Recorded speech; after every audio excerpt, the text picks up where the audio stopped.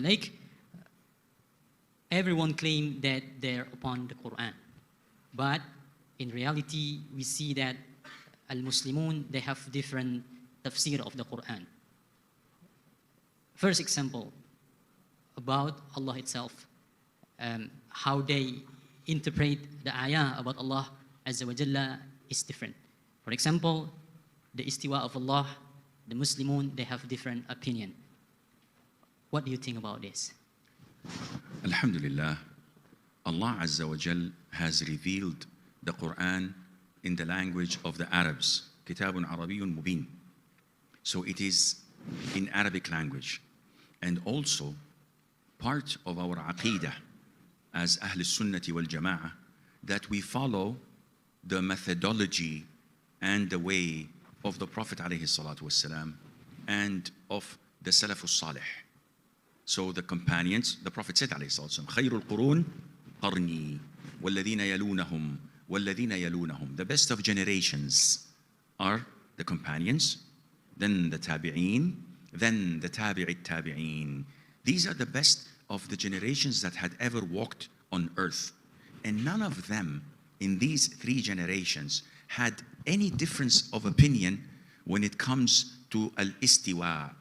So Imam Malik, the Imam of Dar al-Hijrah, he said, al-istiwa is معلوم. Allah's being over the throne, over al-arsh, معلوم. And the how is مجهول. This is in Allah's knowledge, because you cannot comprehend Allah Azza wa Jal. ليس كمثله شيء. And he said, والسؤال عنه بدعة. How? How is it done? This is bid'ah. So all the Salaf agreed that Allah Azza wa Jal has attributes. And these attributes are as they are. So when Allah Azza wa Jal says to Iblis, why did you not prostrate to whom I created with my two hands, not one hand? And one says, no, Allah doesn't have hands. Are you crazy? Allah mentions this in the Quran. So no, we don't believe that Allah has hands, because this means that Allah has organs. A'udhu billah. Ya akhi, how dare you speak like this about Allah? He tells you He has hands, we believe. How? I don't know. And Allah says, وَيَبْقَى وَجْهُ رَبِّكَ ذُو الْجَلَالِ وَالْإِكْرَامِ. Allah has a face. Allah has eyes. Allah has a hand. Allah has fingers. الْقُلُوبُ بَيْنَ أُصْبَعَيْنِ مِنْ أَصَابِعِ الرَّحْمَنِ. The hearts are between two fingers of Allah's fingers. How? This is none of your business, because لَيْسَ كَمِثْلِهِ شَيْءٍ. It is like saying, how? Allah is all hearing, all seeing. How does Allah see things? Allah hears the footsteps of a black ant over the stones in a dark night. Allah sees it and hears it. We don't say how, because we believe in it. So those who follow other than the aqeedah of the Prophet ﷺ, we tell them, you are in great danger. So many Muslims, when we speak to them, where is Allah? He says, everywhere. Allah is everywhere. So Allah is here? So no, Shaykh, don't, Allah is everywhere. This is not logical. The Prophet said to us, alayhi, Allah is over and above the whole universe. Ar-Rahmanu ala al-arsh istawa. And paradise, the ceiling of it is al-arsh. And Allah is above the arsh. Allah is above everything. Allah is in the height. وَفِي السَّمَاءِ رِزْقُكُمْ. In the height.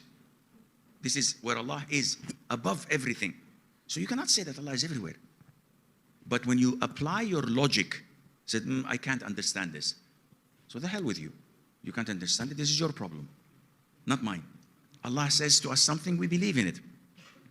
This is the same thing that Satan did. Why didn't you prostrate to what I created with my two hands? He said, logically, I am better than him. You created me from fire, and you created him from clay. So why would I prostrate? This is what Satan used, logic. What was his fate? You're in hellfire for eternity. Khalas, ma'as-salama. So I replied to this question again, that the Prophet said, alayhi salatu wassalam, my ummah will be divided into 73 sects. All are in hell except one. Which one? Who is following the Prophet ﷺ and the companions. So now these new sects, these new understanding of issues of aqeedah, that the Prophet never said anything to us about it, and the companions believed it as it is. If you come with a new understanding, you are from the 72. May Allah protect us.